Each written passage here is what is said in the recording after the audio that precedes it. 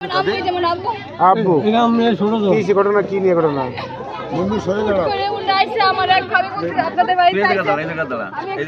কে আসছে? রিয়াদ কি হয় তোমাদের? আমার সম্পর্কে কাকা হয়। কাকা? আর ওই যে 20 বছর জেল খেটেছে ইয়াদ হইছে। রিয়াদ ইয়াদ আসছে কি জন্য তোমার বাড়িতে আসছে? ফুট করে আইছে। ফুট করে কেন আসবে?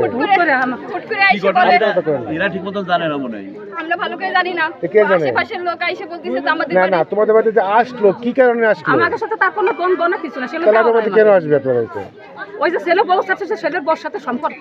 ছেলের বউর সাথে সম্পর্ক, সেটা বলেন যে আমার বউর সাথে পরক্রিয়া আছে সেই সম্পর্কে আসছে, সেটা বলেন আপনি। আমরা তো জানি না, আমরা লোকে সেদিন আমার যেটা সত্যি সেটা বলো আর কি এই আমার ছেলে বিদেশ গেছে, তোমাদের এর সাথে সম্পর্ক আমরা কোন সূত্রপাতে লুটপাট করছে, কোন সূত্রপাতে তোমার স্বামীর জায়গা বাচ্চা কেটে কও না। আমি কাছে না, আমার সোনা নিগা আমার সাথে তার কোনো কথা হয় না, কিচ্ছু হয় না। বাড়ি মানে বাড়িতে আইছে 19 তারিখে তোমার বেটে ছাইতেছে, 20 তারিখে আমার ভাবি এসে ঝামেলা করছে, এরপর হচ্ছে গিয়ে সে মামলা দিছে। হ্যাঁ সেটাই বলো, তোর ভাই বা ভাবি নিয়ে গেঞ্জাম, ভাই নিয়ে গেঞ্জাম এই সময় সাথে হচ্ছে ইয়া টাকার পরকিয়া ছিল, সে হচ্ছে আমার ভাবির আচ্ছা সাথে। পরকিয়া তুমি আমরা প্রমাণ করবো, সেটা সমস্যা নেই, কিন্তু তোমার বলো সেই সূত্র ধরে আজকে গেঞ্জাম হয়েছে, এই তো? নিয়ে আসছিল তারা, কতজন আসছিল?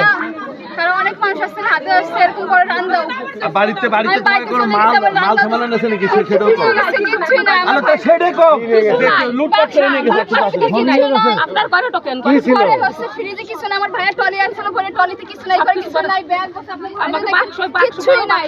কি নিছে বলতে পারবা? সেটাই কও। বাক্স ভাই তো টাকা ছিল, সব নিয়ে চলে গেছে। ছেলে বিদেশে মাই উঠাই দেব, টাকা পয়সা ঈদের পরে মাই উঠাই দেব, করে থানায় 3 ভরি স্বর্ণ। আর ব্যবস্থা নিব, ঠিক আছে?